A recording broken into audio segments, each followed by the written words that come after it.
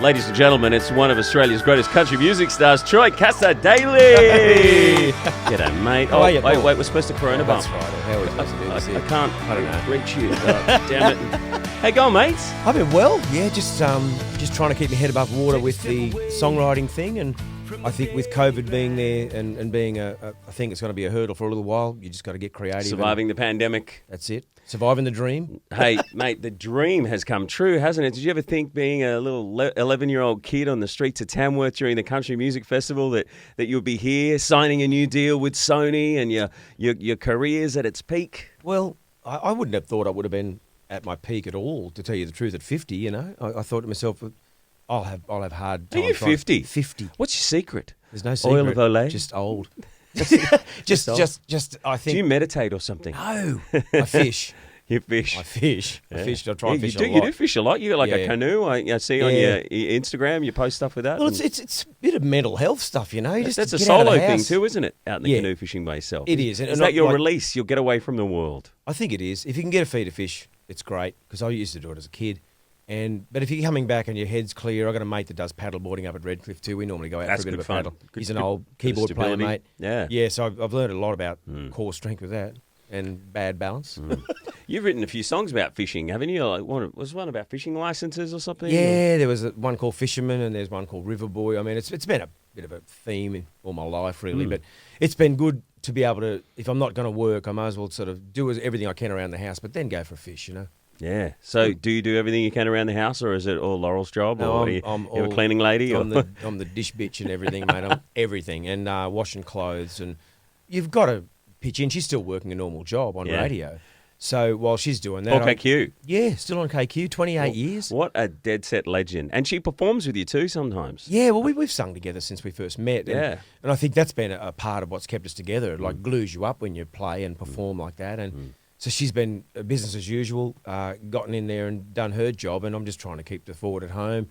My daughter's still at home, my son's out and about, and he's doing his little radio gig as well at 98.9. Yeah, wow. So it's been good for him, and he learned a heap from Jamie Dunn on his way through. Yeah. So it was good for him to have a Jamie couple Dunn, of years. Aggro. Yeah. Yeah. Yeah, What a what a- legend. what So a great Jamie's teacher. doing the Saturday shows there now. That's right. Yeah, wow. Radio and the whole media industry is changing in a big way. So people like us, me, have to go here and do my own show in my little studio. And Yeah. I think the media landscape, so many of the big companies are downsizing, and a lot of little companies are more agile to move around, and they're getting a slice of the market. It's a really exciting time for people doing their own thing. Look, I think, you know, it's part of this whole pandemic thing for me to be able to quieten down and think about where I want to be in the next 10 years. If you're 50, you may as well think of something like, I'd like to start up some sort of a program where you can get kids in to record for free, you know, and make it accessible, because a lot of kids can record at home, but the worst thing is they can record at home. Yeah. They probably need to come to a Yeah. studio where Yeah. you've got an engineer who knows what he's doing, Yeah. and give him a chance to just put down 10 songs in a few days, Yeah. and not make it so expensive for him, you know. So I'd love to start something like that one day. It's better to have a producer and an engineer on your case, and you're saying, come on, hurry up, get That's things right. done. That's Otherwise, you get a little bit lazy, I suppose. Yeah, and you're also, if they're not costing them an arm and a leg, they're not watching the clock either. You know? So it'd be good to do that. Hey, so your new album, your new deal with Sony, that's pretty damn exciting. Your old mate from Sony, Dennis Hanlon, signed you up again. How long since your first deal at Sony? Look, I think I signed there first of all in 94, 95, and I was around about 24, so half my life ago I started with Sony, and thanks to Dennis, I've run into him at all sorts of things. Like, I might be drunk at the Arias, and I've run into Dennis, and Dennis is going, you know, anytime you want to come back, the door's always open. We left on great terms. He's you know? such a top bloke. He's just incredible, and he always made me feel like I was family. Yeah. And that's the environment that I loved and really understood there as well. And then it came time, I'd had 10 years with a company with Michael Gudinski in Melbourne, and I thought it's time to change things up. And Dennis put his deal on the table and said, I think we need you back at the family. And it was just fantastic to have an offer like that, and it feels like we're back home. Such a top bloke. I remember when my dad passed away, he was one of the first people who rang me up and offered his condolences, because he started in the mail room at Sony Music in Brisbane, and I heard a rumour that he's looking at moving the whole headquarters of Sony Australia to Queensland. I wouldn't be surprised. Yeah, he's Are they having devout. a big launch, a big opening of a new facility here? Did you hear about that? No, I haven't heard Yeah, about that. I But know. anyway. You probably shouldn't have told me that one. Hey, so what's this new album going to sound like? Well, What should we expect? Is it a bit more rocky? I heard you were looking for a big drum room to record in. Yeah, it's a bit more rocky. I think, when you're a country artist and people come to expect what they hear from you, you don't want to keep serving up the same stuff like at a restaurant. That you should diversify a bit more. Yeah, and go Give back them and listen to something the old album if they want that stuff. Well, that's right. And I think you really do. I recently lost my dad last year too, and it was quite a tough time, and I think it made me analyse myself a little bit more too, songwriting-wise. And it's been really interesting to see what comes of it. There's some songs that are quite sort of rocky and angrier than what I'd probably have done before. But I think that's probably just the COVID curse, having no shows. I didn't know that about your dad. I'm sorry to hear that, man. Yeah, it's a tough thing to go through. It know is. it happened around the same time. As you know, and I think that when your dad's played a big part in your life, it leaves quite a hole. So, yeah, it's been exploring that stuff, and I think I've used the music too to give me a bit of light at the end of the tunnel as well. So there's a lot of things that I've written. I've got 20 songs. Yeah. And they're absolutely burning a hole in my pocket to record. Yeah, and I can't even get that's exciting. And my producer lives in Sydney, and so I really can't do anything about it until things sort of settle down a little bit. How much of an influence was your dad on your music career? Because he had a Maltese background. He did, Right? yeah. He was born in Malta and got out here when he was 8. And he as an 8-year-old, he would have seen the bombings of his house and all sorts of stuff. So he loved to sing and play. And when him and my mum broke up at an early age, he made all these efforts to make sure he was a big part of my life, which I think is really cool. Yeah. And he was the one that played the guitar and sang me to sleep and stuff like that, So Oh, that's played cool. What songs harmonica. did he play? Oh, he just make them up. Yeah, really. He just on made the things spot. on the spot. And so hence the songwriting ability that you Absolutely. have. I guess it comes from your father. And he had a beautiful voice, to listen to. And so I'm really indebted to Dad for a lot of those late nights where I was missing all my family back up in Grafton, whereas he'd just put you to sleep with the guitar. And I did the same with our kids. They still talk about the tunes that I'd make up for them and how soothing it was to look back on the times when there was a guitar singing you to sleep. Was he the one that pushed you to go to the Tamworth Country Music Festival and play on the streets there? No, really, that was Mum. Dad was sort of more old school, being an old school sort of Maltese guy and blue collar, He said, oh, no, you got to get a real job. Don't worry about the music thing just yet, That can be your plan B. Whereas Mum had the big record collection of the country stuff at home, and that was the influence on me there. And all of us, all my first cousins all played guitar, so we thought it'd be a great idea to go to Tamworth. That's so cool. I love it. And your mum's still around? How's she going? Yeah, Mum's still going. She's a little bit sort of sick with emphysema, so she's got to be really careful with this thing and not go to town. But she's in the middle of 90 acres, mate. Now She must be so proud of you. Oh, absolutely. And you can hear it in every phone call, but Mum's always are. I'm sure yours is. I haven't seen your mum in yonks. Well, Mum's moved to Tenterfield. Has she? Yeah. She's a massive fan of yours. I mean, she used to host a country music show on Briz 31 here in Brisbane, and she was one of the heads of the fan club for a few country music artists over the years. I remember catching up with her years and years ago and just really loving her passion for country music. She's a true fan. Such a fan. Yeah. Definitely. So, it was great that they are proud of where you end up in life, and it's those phone calls, I think, that sometimes really help you through. Yeah, absolutely. So you've obviously got this new album coming out. You're trying to find a place to record because you can't go down to Byron because the borders are closed due to this pandemic. How hard is it to pull all this together during a pandemic? Because I guess there's a time frame right now, is there? Well, to be honest, Dennis and Sony know that under the circumstances, there's no time frame, really, just yet. I have to just wait for everything to settle down. Can you turn the aircon off? It's like I forgot to turn off when we started. I will just wait for this plane. That's right. There's a little slither of light somewhere on Troy.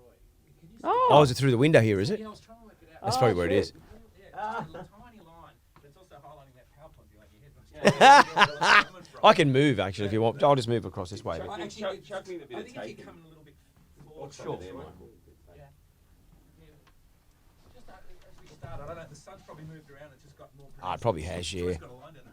That's all right, mate. It'll match the rest of the lines. Is that all right? Hey, beautiful. Actually, I think you've got it. Yeah. I took that in a row. That's cool. Did you? I was there with Doc Neeson from the Angels, who were doing shows for the troops and stuff. Oh, wow. Sorry, that just threw me a bit. 'Cause I was Yeah. like, That's good again. So, Mike, you going to have another question?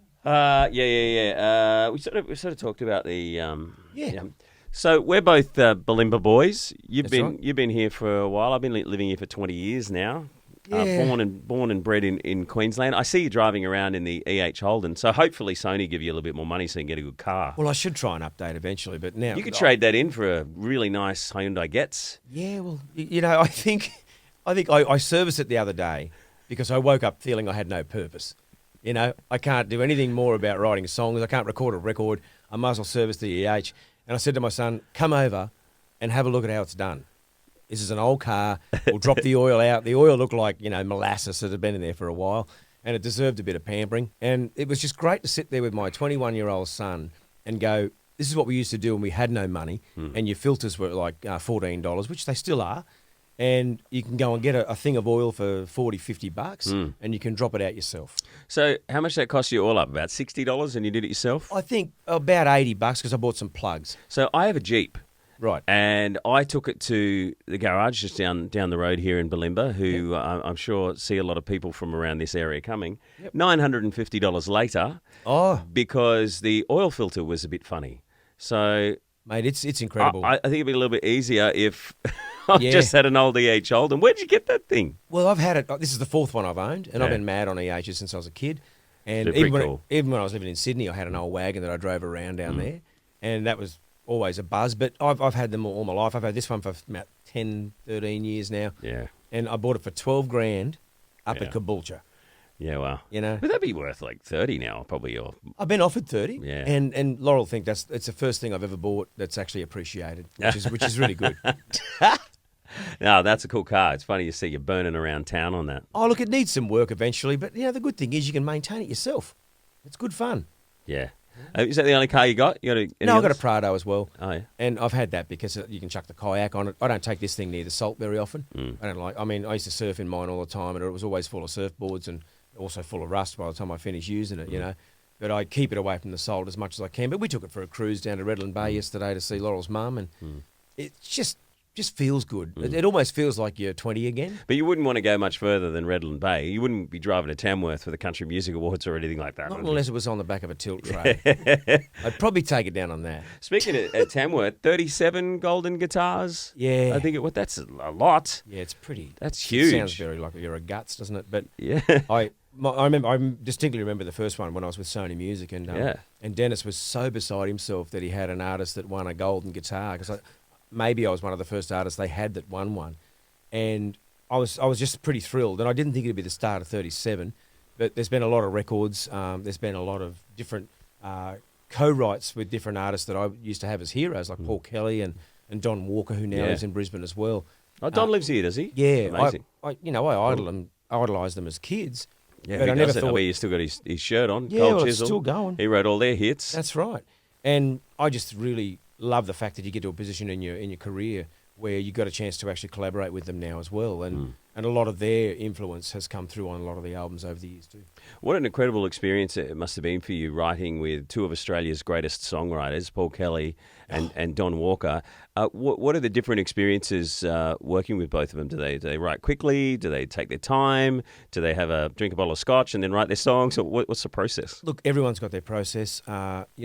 Even Ian Moss had been up to home here and had a bit of a write as well. We did it twice, and that was really cool because he loves writing fast because he plays quick, I suppose, and that's how he operates. But Don can sit and look at a blank page. We were sitting in a coffee shop in King's Cross there one day, just writing songs, and I was staying at the motel across from his house, and I said to Don, "You can tell me it sucks if it doesn't really fit in with what you want to write about. Let me know it sucks, mate. We know each other well enough now." Yeah, that's good. He said, no, it doesn't suck. He said, "I'm just thinking about what I'm going to write next." And he was looking at the blank page. Apparently he drinks a lot of coffee.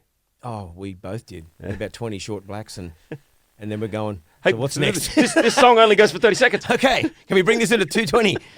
And it was a real experience writing with him the first time because I didn't realise he contemplated lyrics that much. Yeah. Whereas Paul Kelly, we wrote just before the pandemic sort of hit everywhere, and the first song was one we slaved over for 2 hours, and then I played him a little motif that I recorded up at home here, and he loved the melody with the harmonica and the electric guitar, and he said, "Do you want to write another one?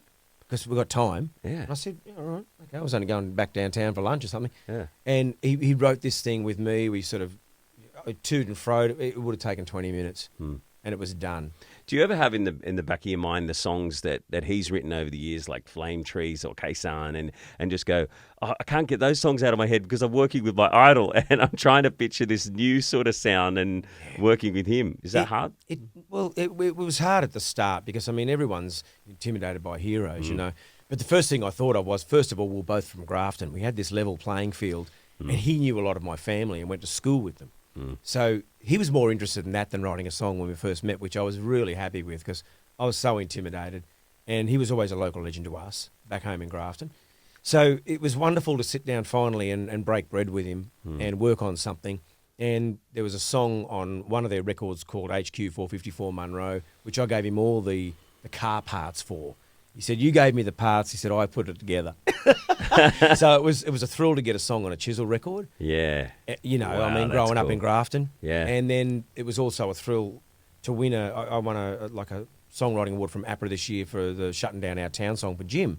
Because he does his solo thing so well, and he wanted a song about his first book, and I loved his first book. So I wrote a poem and then just sent it off to him, and he loved the song and recorded it. And it was like a really big experience for me to get a song of another idol to, you know, go ahead and record it. I want to talk to you about your book, Things I Carry Around, and obviously the album as well. But how was it working with Barnsey? It was incredible. I mean, Jim's a very generous bloke, and, you know, he's so iconic. You forget how iconic he is until you're walking through, you know, somewhere with him to go and get a sandwich, and you just realise how many people just know him. Barnsey, can I get a selfie? Yeah. And he wears it well. Yeah, you know, some people wear it good and other people not so much, but Jim he's just got this beautiful humility, you know. And so I was actually going to go and use his studio to record this record until everything shut down. Yeah. So it might still be the case. If things open up maybe towards the end of the year, he's got a studio that he runs down at Botany as well. Oh, yeah, cool. He doesn't live there, but the studio's amazing. Yeah, right. Have you ever heard you would have heard his warm-up backstage before he goes on. It's hilarious. It's like someone starting a car. Yeah. I've done a few corporate gigs over the years, and I'd have to introduce him on stage, and you just hear him like, oh, yeah. Just screaming his head off. Some warm-up, isn't it? And, you know, I think that he just really loves good melodies and things like that. So I'm hopefully going to get a chance to write with him again via email. The last thing we did was something he wrote these lyrics down from his latest book that he's been working on. So I'm able to do that by distance, which is great. Yeah, that's And you cool. can just sit down and try something out and send it back. Yeah, he's done a few concept albums over the years, like, you know, Soul Deep and a lot of the soul Flesh and tracks. Wood one. Yeah. God. And you're interested in breaking away from what you normally do and doing some concept albums, like you mentioned before we got on, like a Merle Haggard or something like that. Yeah, look, I think it's just for peace of mind and for people to know where you come from. If you've got the time to record these things, Mike, you may as well. Yeah, I've got a exactly. little studio that's not so much different in size to this. Yeah. And I Probably can, less plane noise. Oh, no, just as much. Just as much. It was only around the corner. Yeah. I think I need a little bit more insulation. But what's going on with all the plane noises in Malimba? That's a whole other podcast. Well, but we can, you know, like Laurel says to me every evening that if I whinge about the plane, she goes, well, we can always go to Roma. You know? Exactly. And I said, all right, yes, I get your point. If you want to live out in the bush, feel free. But you got to put up with city living, I suppose. Yeah, so Barnsey's got a book that he's working on at the moment, but you've already released a book called Things I Carry Around with the album of the same title. That's right. Yeah. What was that like for you, writing a book about yourself? Well, it started out as being, you know, I'm not much for talking about myself. It gets a bit dull. And I got sick Okay, of that's all we've got time for That's then. right. Thank you. And the hard drive's full. We went down to the Riverbend Books in Bulimba, and they're sold out. And they looked online to see if they could order in a copy, and they said even the stock is sold out as well. It's gone. Yeah, so you're selling some copies. Well, we have sold some copies, and I think the reason that I got bored with it is because, you know, I'd been over my life enough times. You know, when you think about the dysfunction of parents breaking up and all that stuff, who wants to relive all that? But then I got sort of half interested in it when it got through the stages of your life where you're in bands and you're on the road and what you've learned. And I figured that some young musos might look at that and maybe take pieces of it as either inspiration or stay away from that, you know? Because we did some crazy things. Yeah, what's the reaction to the book been like? It's been great. I mean, it's a couple of years old, but it's actually, it still sells well through our website. We try and keep a bit of stock through the website. Yeah. And people always pull up and say, hey, listen, I read your book, I loved it. Or even neighbours that I've sort of semi-known have read the book too, and that felt a bit creepy. Anyone sort of shocked at what they read in there? Or Oh, yeah. A lot of my about friends... your wild party days? Or Yeah, a lot of my friends in Tamworth. I mean, there was drug smoking and all that sort of stuff. Yeah. I mean, who didn't? Yeah, well, now it's legal. Well, What's a shame is that there's still people in jail for having a tiny little bit of it. Yeah. And it's legal now. Like, surely we can help out, especially like I got a friend, Jesse Williams, who's the NFL player from Thursday Island. He been to 2 Super Bowls, won a Super Bowl. He's got a great story, but he's putting together a documentary about Indigenous incarceration at the moment. He was telling me that, there's some Indigenous kids have been in there since they were like 16 for like 10 years. And they for just having a tiny little bit of weed. Mate, there's a huge overrepresentation of Indigenous kids in jails, and it's a big story, big conversation, and we all want to make sure that you give your kids the tools to get through that really, really bad time where they're going to get locked up and they're going to run with the wrong crowd or get into trouble at different times in their early teens and in their 20s. And it's a tough cycle to break, Mike, because you really do have intergenerational trauma. A lot of people don't understand what that's all about, but it's a real thing. Yeah. There's a lot of resentment for the law because of the history of this country.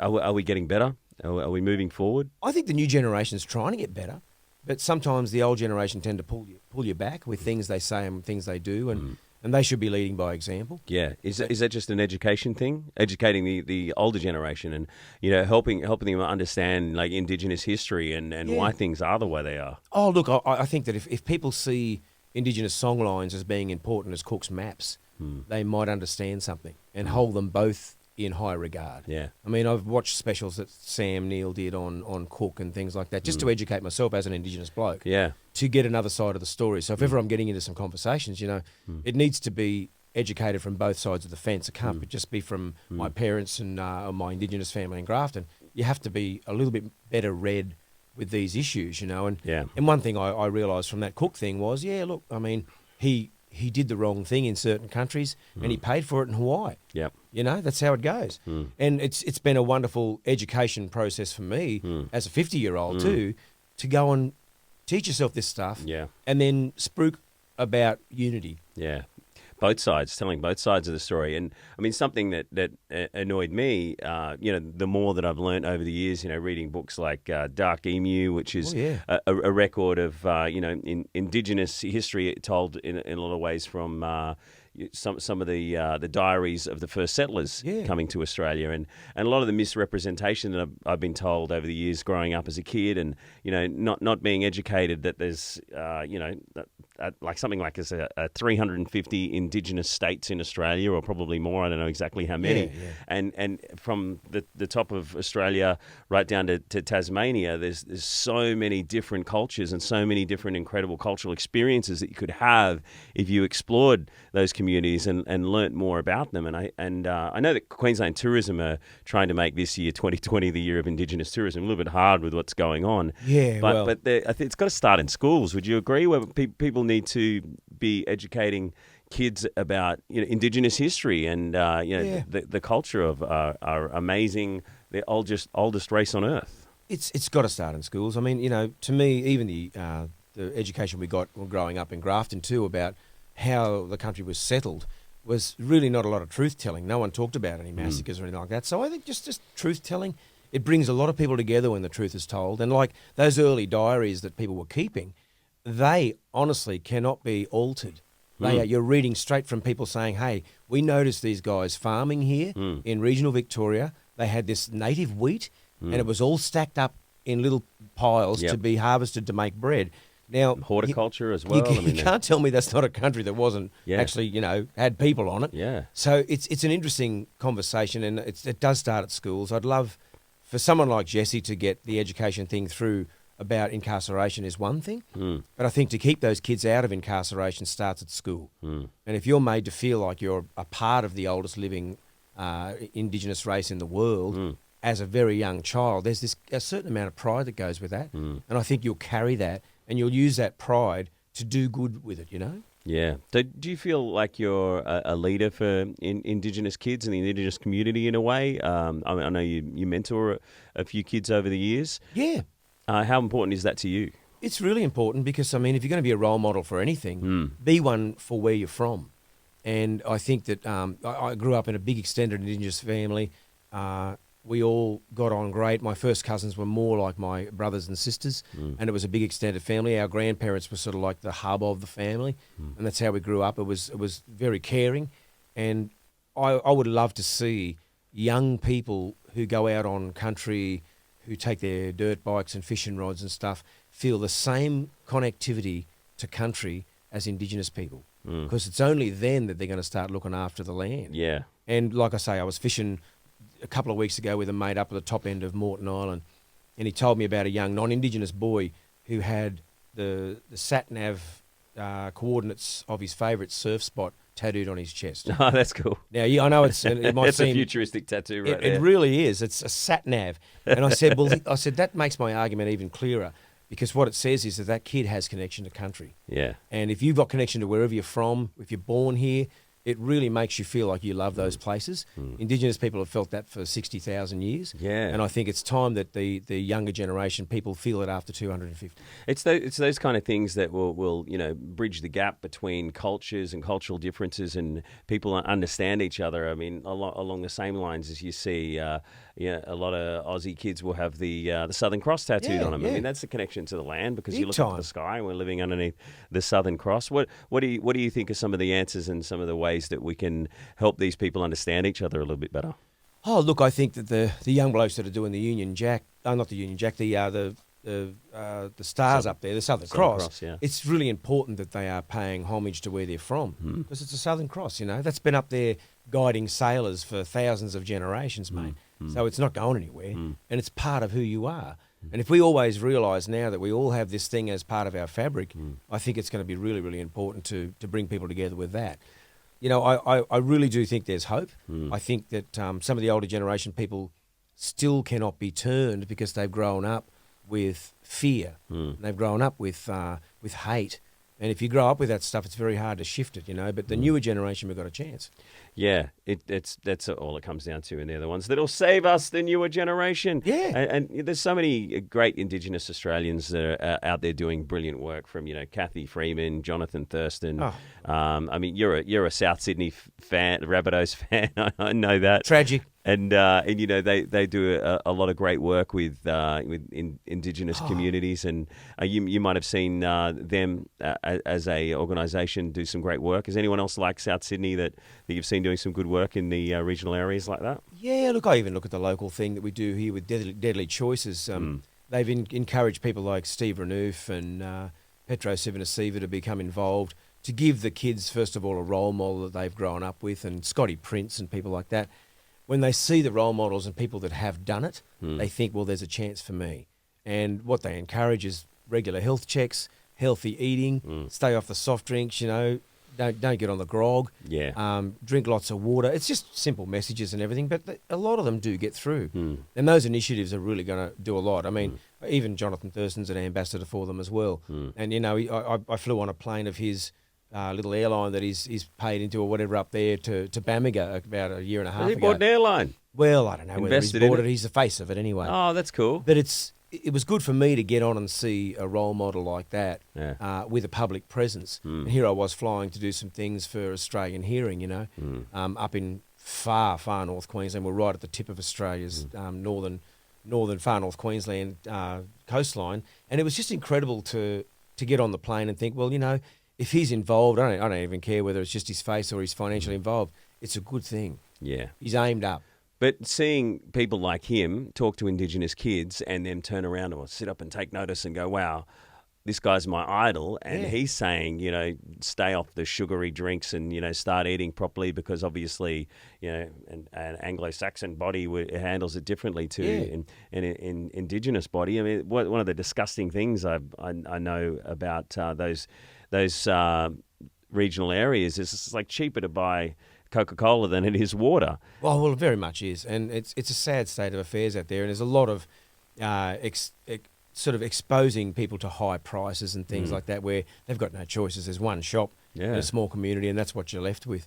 And as a young bloke, I toured right throughout all those Indigenous communities and I reckon I've probably done maybe almost 90% of them in a travelling touring band, and you get to understand what the situation's like when you're out there and you have to buy the food yourself too. And it's expensive. I know it has to be shipped there, But then there's this additional price that you go, come on. What's it like when you go out on country to some of those distant communities and you show up and you're there to do a show? What's the reaction, and what are some of the stories that they might tell you that it's like living out there? Look, it's incredible. I was 21 when I went on this first particular tour, and I have to say it was one of the most eye-opening things I've done in my whole life, one of the most life-changing things I've done, other than becoming a dad and a husband and all that stuff. This was the top of the mountain. You'd arrive, it was really dusty, it was the reddest dirt you've ever seen in your life. The vehicles got you there, you had to set up. Sometimes you had a quick bath under a tap somewhere if there weren't any amenities until you booked into them after the show, and you had to rough it. We slept in swags. But the reaction from the kids was the thing that just won me over straight away. They'd all come out in a big mob around the car, and they'd all put their little hands around your hands in the guitar cases and help you carry stuff to the stage. That's so cute. And it's like, man, this is just the best. And then you get to meet some of the elders, and you get to meet people who are really important in their community, and they want to do a song with you that night, and you're organising what you're going to do. The whole thing was an experience I'll never forget. I think I came home a grown man. I went out there as a boy, and I was a big fish back home in Grafton, but I went out there and I was like a total guppy again. And it was so humbling, but it was also really eye-opening for me to be out there amongst my own people and be able to play music for them and to see how they live in a semi-traditional manner. I mean, you get roux tails in the freezer at the shop. Wow. You know? So what did they feed you? Oh, we ate all roux sorts of tails? stuff. We ate everything. Anything someone wanted to feed us, we ate. What was it like? It was incredible. Yeah. Mate, So they put kangaroo some meat is the bush- best. I bush mean, but I've tucker on it already and eaten a bunch of bush tucker where I come from. Yeah, right. So I was used to eating bush food and kangaroo, and we've even eaten echidna when we were kids. My grandfather ate them all the time before they were endangered. But these are the sort of things that we got to experience. I got to eat goanna and got to eat emu. They had camel out there as well. They made camel into corned meat. They were very resourceful mob of people. And I was not only learning a lot about music, I was also learning a lot about myself as an Indigenous person too, and then a lot about our culture. You know, that's such an amazing thing that you told me that's such a big part of your life where you became a man coming back from those areas. And I know that Screen Queensland are trying to do a lot of documentaries and features that are shooting out in those rural areas on country. And Queensland Tourism are really trying to push the Indigenous tourism thing. How do you see the Indigenous tourism thing working? Because if you can get your average banker off the street in Balimba, I said banker, and take them out there and get even a little bit of that experience that you're talking about right now, we could just open up such an incredible amount of experiences for the world and for people to be able to understand the oldest Indigenous culture on the planet a little bit better.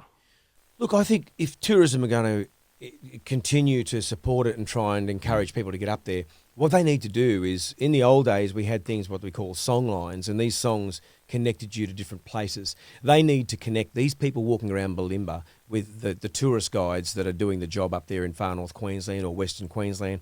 I did a couple of months up that way and walked through a cave one day, Mike, and I saw some paintings that were dated at 30 to 35,000 years old, carbon dated. And the bloke who was doing the tour with me, he said, see that little tiny handprint there in the corner? He said, that's mine from when I was 4. He said, my grandmother spat the ochre on my hand on this cave. And we're all looking around, and I'm getting the shivers talking about it now because it just gave me an idea on the age of these things. Yeah. Then he said, that's my grandmother's hand next to mine. That's my grandfather's. He said, that's my great-grandfather's. It was like this family tree, right? And it went right up the side of this cave. And he said, this is my adult hand when I was in my 20s. And he said, and these are the ones of my children. And then as he walked out, he took us through this cave. And I'm just saying to the people with me, can you believe what we're seeing here today? The age of this artwork. I mean, I've been to the Louvre. I've seen the Mona Lisa.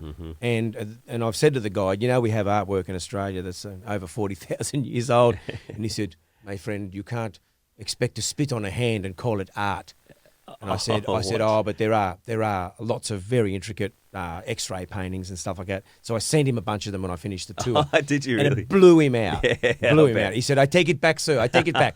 So it was interesting to get the age difference when you're walking out there. And I walked out with the guide, and the guide goes, here's a stone that I've painted last night for you. He said, you may not forget you'll forget over the years, he said, what you saw, he said, and what you heard here. He said, but every time you look at this rock, I want you to remember how you felt. And as I walked out, I went, and I've got it now on my guitar pedal board. The rock. The rock travels with me everywhere. That's cool. And how does it make you feel? Exactly the same as when I was standing there in front of his grandmother's handprint. And I still get moved. And it's not even my country, but it is my country. It is. Because no matter where you go, you always feel connected, you know. And that's what he wanted you to know was, and if someone from Bulimba could get that feeling and get that rock, I'm sure they get the rock on the end of each person got handed a rock. He knows how many's on his tour the next day, and he will hand them and tell them that same message. And when I came home, I said to my kids, get a load of this. And they straight away went out into the garden, picked 2 little rocks up and did their own paintings for me. And that's how it made them feel, even to know the story. You see the rock on your kickboard, and now it's time to rock the crowd. That's time to rock, that's right. I remember I was in the Kimberleys. You're a fisherman. You would love it up there. Love it. It's incredible fishing. It's like Jurassic Park. If you ever get the chance to go there in Western Australia, there's like sharks and crocodiles everywhere and massive tides. And we'd get off the main boat and get in a dinghy and go up the creek and just go fishing and try and catch barra. Yeah. And we went as far as we could one day, and we got out of the boat and we just walked up through these hills in uncharted territory. It's not even on maps, which is crazy. I thought surely someone would have mapped this, but no, in this day and age, it's not mapped properly. No. And it couldn't fit the Google car there, I guess. And, and we climbed up to the top of this mountain one day. I was exhausted. It was so hot there. It was like 40 degrees. And it was just this little cliff that we were sitting under, and I just lied back under the rock, and I looked up, and I saw this Aboriginal painting. Like, you know how big that space is, and I've got goosebumps now talking about this. To walk as far as we did and go for hours, and to get to that part of the world, you got to get like 3 planes and a chopper and a boat and another dinghy, and then it's more than remote. Walk for 4 hours, and to see that Aboriginal painting and go, holy hell, that's 20, 30,000 years old. And the tour guide that we were with is like, I've never seen that before. I've never been in this area before, and never even seen that kind of a painting. It just blew me away. I think that is eventually what's going to bring people together. Is the fact that, like I say, if you can get people off the street to go and experience something like that, walk as long as you can, see something that was quite moving. It's a feeling you'll never forget. You want to take your kids back there. I've taken my children up to the Kimberley. I've taken them back to Untitled, where I've got good friends, have done since I was 21. And I met them on that first tour. They still invite me up. They still make sure I have my permit to get in. Yeah, cool. They still write on the permit, yes, Troy will be fishing. Yeah, because you've got to get a lot of permits to get in that part of the world. You do. And you have to, because, I mean, if you don't protect it now, people will leave rubbish and break bottles. And that's what happens to country that is just let alone. Get a permit, and then you respect it when you get in there. What is your favourite part of Australia? Look, I love far north Queensland, particularly for the culture. I've done many runs up there as a musician, but I've done a few runs up there as just a person that wants to see and experience things as well, no gigs. And it's really won my heart, all the way up to Bamaga. All the people have been so welcoming. But then there's Untitled that I've been to. It's called Gumbalanya, and I've been there since I was 21. I've gone back every 18 months. The people have been the same. The love is still very warm for when you sit up there and play guitar. I only do it solo. I don't take a band. I normally take myself and my sound man. Took my daughter last year, and she was able to see this country and meet the people that I've been meeting. And so those places are special. I mean, my north coast of New South Wales will always be home, and it's always got the number one spot in my heart. But I've been privileged to travel. And I know that everyone's wanting to travel, and I urge anyone, if you're stuck in Queensland, travel in Queensland. Man, seriously, I went to Airlie Beach the other day because the flights were cheap, and Anastasia Palaszczuk went up there, did a press conference. Everyone's going to come up here. We're in Queensland. We're doing these local flights. I thought, it was $100. Why not? I couldn't believe how beautiful it was. You just jump on a boat, 20 minutes, and you're out in the beautiful Whitsunday Islands. It's incredible. And most incredible beaches that I've ever seen in my life. And they got some great restaurants there, and there was no one there. It was empty as well. So anyone's thinking of having a holiday in Queensland, go and discover the places that they don't talk about, the places that don't get as much exposure, like, Airlie Beach. Like, I was just Googling the other day, what islands can I holiday at in Queensland? And I found one called Wilson Island. Yeah. And I think it's off the coast of Rockhampton, and it's only got like 10 apartments on it or something like that. But it's a set menu, it's all you can drink, all you can eat. It's like Sizzler, upmarket Sizzler on an island. I think it's incredible. We've just booked a place called Lady Elliot, and it's an eco-tourism place. Everything that you eat is they're conscious of even the rubbish you leave. They say only take from the smorgasbord what you can eat because our scrap thing isn't real flash. We want to make sure that they've got these solar cells up there that make water, so they're all self-sufficient. Yeah, wow. And the lagoon there is like something I've never seen in my life. And we booked our trip now for Christmas time. We're going to Where's spend Lady Elliot? It's just off Bundaberg, Burnett, heads up that way. It's got manta rays like you've never seen before, like a dinner table. And there's turtles that come up and almost rub their shell on you. That's how friendly they are. You're not to touch them and all that, but they want to touch you. Yeah. And it's incredible. That's the silver lining to this crazy COVID world that we're living in at the moment, because people are discovering how amazing it is here in Australia and especially Queensland, because as Aussies, we love to travel and love to get on a plane and go and visit different parts of the world, because we're all a lot of us are from different parts of the world. Yes. And, I mean, I've got Irish and Welsh and German in me, so you want to go and see those parts of the world. But I kind of overlooked a lot of local things that I wish I had. I still haven't seen Ayers Rock, which is crazy. I've still got to get out there and have a look at that. Well, the good thing is, now that we can't travel overseas, there's a good opportunity now to discover your own state. And we've done it for years, because as a travelling musician, you get to see this stuff and you're paid to do it. You feel like a paid tourist. But now there's a time to have a look at these corners. Go out, and if you've got kids that are right into Jurassic Park, you've got to go to Hewenden. You've got to get out there to Winton and all those places and do the dinosaur trail. And it will really open your eyes as to what we have. I mean, you can do it by road. It's so beautiful by road. You can fly in if you're a sook, but get in a car and go for a drive. The roads are great. Explore Queensland. Do it. Get out there. It's amazing. Hey, mate, when it does open up, any plans for world domination? I know Sony are getting right behind you. Was that a special detail in the contract? I want to take over in the US. This is my big chance. I want to travel through Europe more, or is it all more of an Australian focused relaunch for you? No, it starts as an Australian focused relaunch, and I think it'll also, because this record's very Americana. I want to get over and hopefully do the Americana Festival over there in Nashville, which happens as well. It's got some incredible artists, incredible music. And it's sort of taken the music back to the days of Willie Nelson and Chris Christopherson. And that's the love of, like, Chris Stapleton and people like that have reinvented American music. So that's what I want to go over there and have a look at and be inspired by too. You got a bit of a following over there? Oh, they've got a small following. I wouldn't say a big one, but I've done some touring with Tommy Emmanuel over there over a couple of years and got to see a lot of the place. Geez, Tommy's incredible. He's released a video just the other day playing. I saw online, and like, man, that guy has still got it. He's like my guitar hero player. And many people's guitar heroes, But Tommy showed me a bunch of America, and I was very, very privileged to actually tour with him and open some shows. That's so cool. What about Keith Urban? Keith maybe take you on a tour over there, give you a support act? I've been on a couple of shows with Keith and had a look at what he does, and because he invited me when I was living there in 2010, he said, come out on the bus and have a squeeze, And I said, no worries. So we ended up going to some of these county fairs, and they're like the Ekka times 10. And I've never seen the amount of people going crazy for country music at a town fair. And it might have been Indianapolis or it might have been somewhere he took me. I forget where it was now, but it's a different world. What Keith does is like a whole different world. And I was just privileged to be able to jump on the bus and spend a few days running to these different shows and having a look. And sleeping on the bus was bizarre. A tour bus. Yeah. That must be the most amazing hotel on wheels ever. Right down to one of his crew saying, sleep with your legs towards the front of the thing, because if it crashes, the first thing to hit's going to be your head. Yeah. And that's an old bus rule, apparently. And that's really incredible to learn all that stuff, That makes sense. Does it make you want to get a tour bus here and travel around in it? Definitely not. I'm going to stick with flying and just stick with the old Kia Carnivals. Yeah, that'll do. They got all the room you need. I'll throw it all in the EH. Well, yeah. You've been to Nashville a few times, I guess. It must. Do you feel intimidated walking down the street and you see all these people just busking and you go, holy shit, these people are incredible? Some of them are incredible, but I've always felt inspired there because a lot of the music I listened to as a kid comes from Nashville and comes from around LA, Bakersfield. I always feel really inspired. I get in there, I go straight to the Hall of Fame. I do a run through it, cost you about $12, and you see all the things that inspired you in the first place, and then you go and write some songs that week.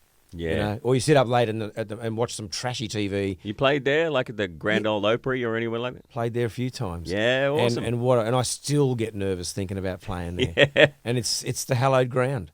you know, and they've got some really good friends over there and who treat us with the utmost respect, even though we're not known names in America.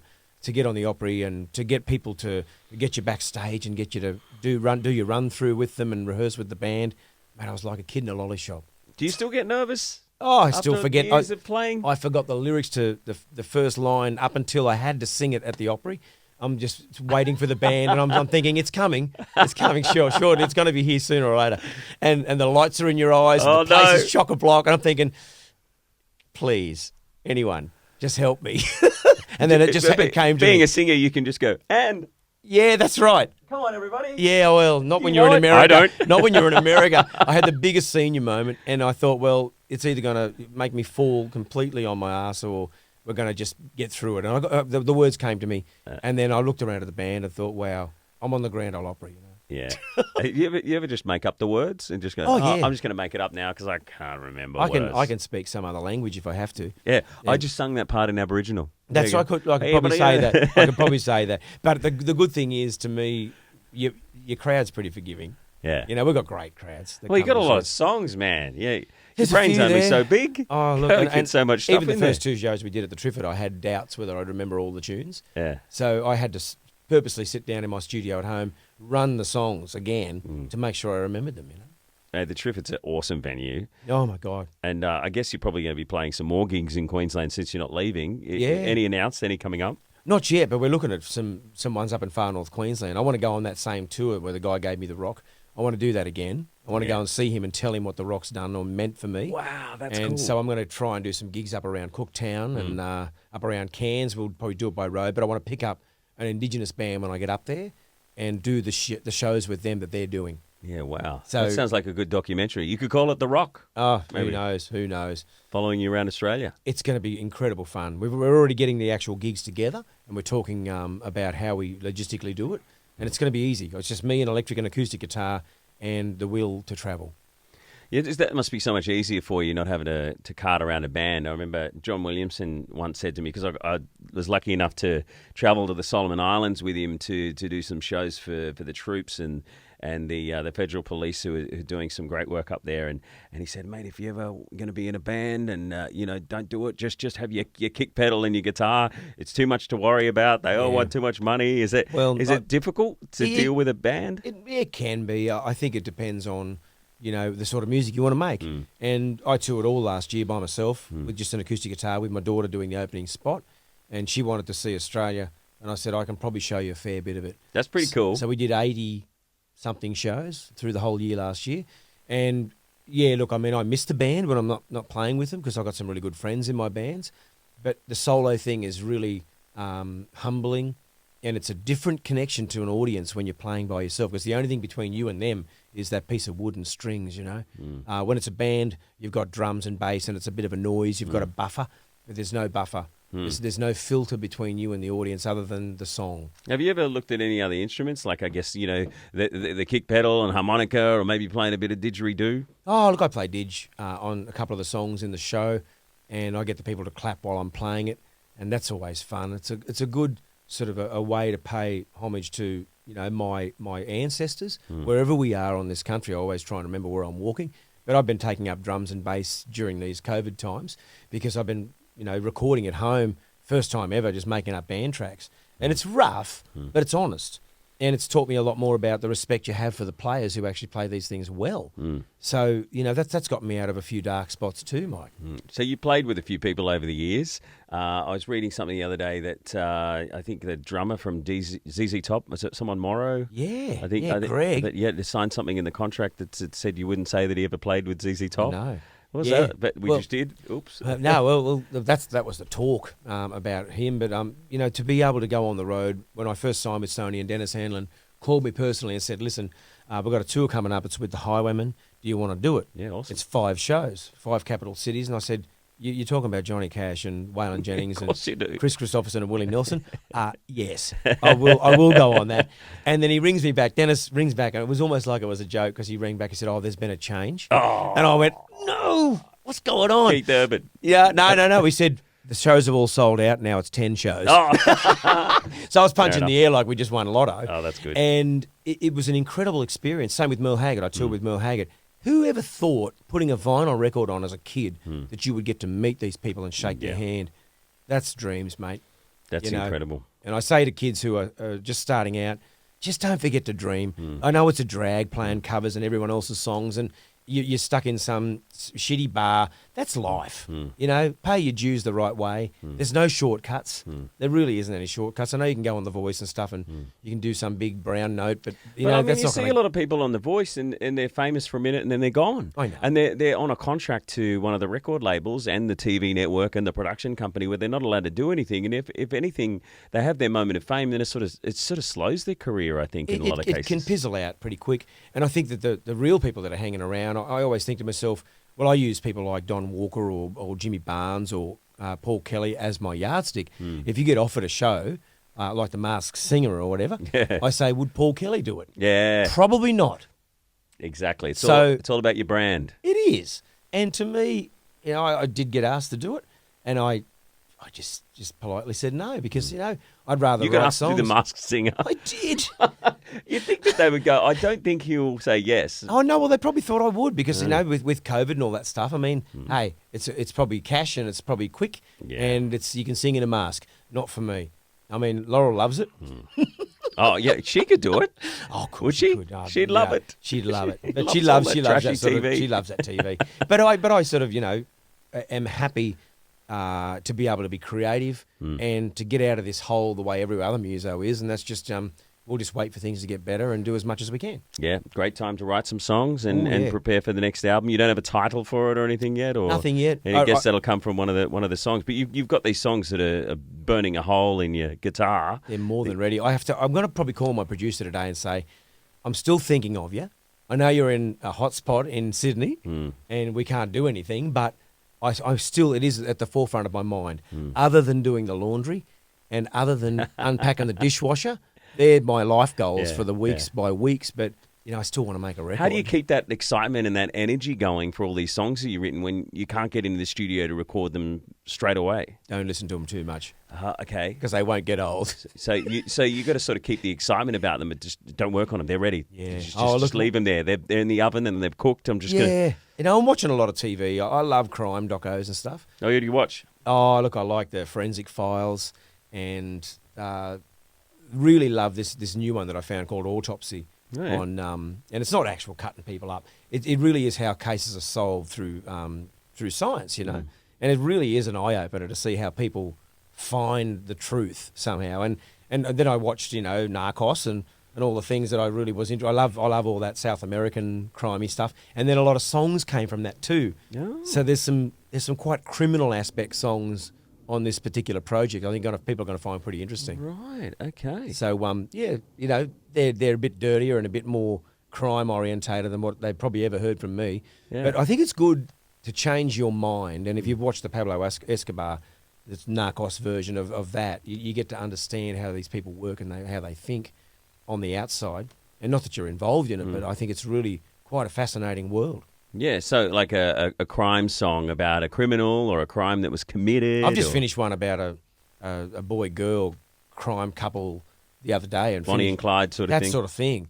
And, you know, she double-crosses him and takes off, and he's left bleeding in a room somewhere looking through the curtain. It was, like, quite dramatic. Was that after watching Narcos? Yeah. I'm going to write about that. Yeah, I looked at it, I thought to myself, wow, I like this. It's just another take on life that we sometimes forget. It's seedy and it's awful, but it has a fascination about it as well. Who'd have thought Netflix would motivate you to write a song about Narcos? Dennis Handler's going to watch this and go, drop him. Get rid of him now. He's writing all about the wrong things. I think it's just great to expand your mind into all these different things as well when you're writing songs. And when you've got time to write, the luxury is all yours. Yeah. You can take it anywhere you want. I've got songs written about, like I just did Who Do You Think You Are? And went back to Malta. I've got songs written about the river that we got to visit with one of my really, really distant Indigenous ancestors, and he was a fisherman, you know. So, hey, there's plenty of song material around if you want to look. It's all there. Yes. I can't wait to hear it. I can't wait to record it. Troy Cassar-Daley, thank you so much for being on the mic. Mike, it's better than seeing you at Woolies. It is. That's what happened. Like, I hit up Roxy a couple of times. Hey, Roxy, he only lives a few streets away. Surely I can have him for an hour to interview him. Yeah. He's very busy. He's got a new album. New deal with Sony. See what we can do. A couple other emails. And I saw you in the street. Hey, what's going on? I want to get an interview. Yeah. Talk to Roxy. And then I saw him in the supermarket. Come on, man. What's going on? Yeah. I'll take your eggs off you unless you come and do my interview. That's right. So Woolies sorted him out. Woolies was the leveller. But it was good to see you. And it's just great to know you're still around the area, mate, you know. Yeah, man. I love it here.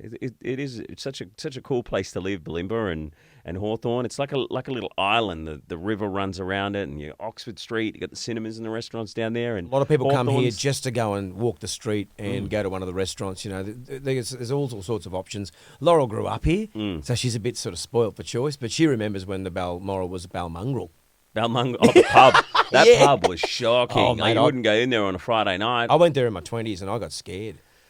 Pretty full on. But we got breweries here now as well. I know, that mini brewery. Good coffee Rebel. too. Rebel's good. What's your favourite coffee in Bulimba, Oh, Hawthorne? look, I like Park Bench Espresso. Little Mitchie that makes the coffees down there is really, Oh, yeah, really yeah, good. I know that. Yeah, you posted that on your Instagram the I other love day. it. I sit there sometimes and just look at that park and think, I remember my kids running around there when they were like 2 and 4, and now I get to sit and have a look at it with my dog and my 19-year-old daughter, you know, just going for a walk. Have you been to Fiddle Leaf at the back of the park?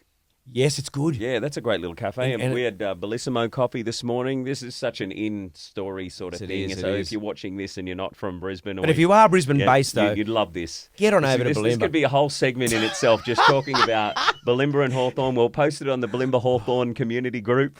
Hawthorne Park, hey? How about that? On the Hawthorne Park group. There's a few of those little groups. Have you joined those, like the little neighbourhood watch groups? And they're online. I'm a bit afraid to join Billy's them. lost his dog. Here's a picture of it and all that. I almost ran over a dog the other day and someone's taken it. And the next thing you know, on Facebook it came up, you know, someone almost ran over this dog and I've saved it. And I was like, that was me. Oh, but I gave the guy the lead from my dog to say, because he was going to take it to the vet. Yeah. Anyway, it's a cool place to live. And It feels like a small town, Mike. Yeah, it does, doesn't it? It does, it does. Have you been to the new brewery underneath the Gateway Bridge? No. Yeah, because you don't drink, do you? Well, look. You gave it up a long time ago. I'm on and off. Yeah. Sometimes I sort of go on the sabbatical and think, I'm going to do it.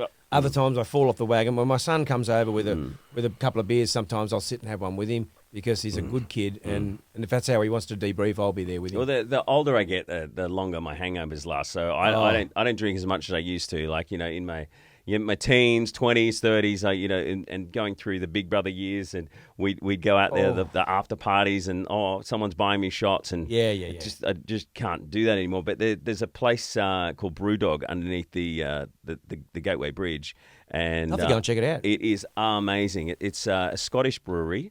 And I think there's about 20 of them around the world, and the Queensland government put about $5 million into it. And they've spent like $20 million on this building. Gee. It's right there on the river, and rumour is it's going to be the next stop on the City Cat stop after the Eat Street Markets. Righto. And then there's talk of it going up a bit further, and you'll be able to get a City Cat all the way to the airport and a little train across there. But that's How cool is that? obviously a long way down the track. But Brisbane's come such a long way over the years since I've lived here. So many great restaurants and bars and things to do here. I know people in Sydney and Melbourne go, yeah, whatever. Brisbane, who gives a shit? But sorry, we're better than you now.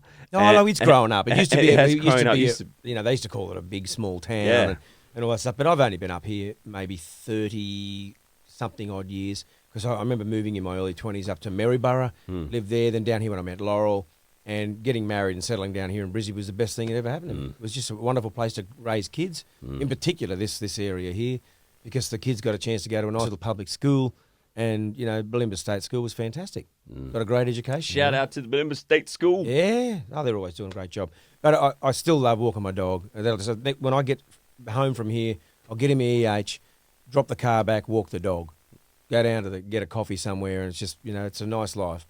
Just the way he talks, it's like he's writing a song. Like, I was just thinking, every second line he says, that could be a song. Yep, walking the dog. That's going to be one of his songs. The dog, that's the right. EH Holden, he's talking about it. That's a song that's coming. There's probably already a song that I've missed about the EH. Well, you know, that EH sparked joy in me the other day, as you would have seen on Instagram. Just dropping the oil out of it. Any mechanics, Dropping the oil, there's another any song. mechanics watching will know the joy of spending $80 on getting a car to run nice. Now, I won't adjust brakes, That's one thing I don't touch. Laurel's insisted on that. And she always insists I've got car jacks when I've jacked it up so it doesn't fall on me and crush me bloody chest. So there's all Good. those rules That's that a go good with idea. servicing the car. Very good idea. You want to be able to actually sing and not be dead. Just be under the thumb, not under the car. That's right. Troy Cassar-Daley, thank you so much for being on the show, mate. Great to see you, You're brother. a true Australian legend, and now I know that you're just around the corner and you're in Woolworths every second day. I might get you back here again real soon. Why not? Good on you, mate. Let's bring the guitar down next Good time. luck with the new album, and good on you, Sony, for picking him up again. Thanks, mate. Awesome. Jeez, that felt like Countdown.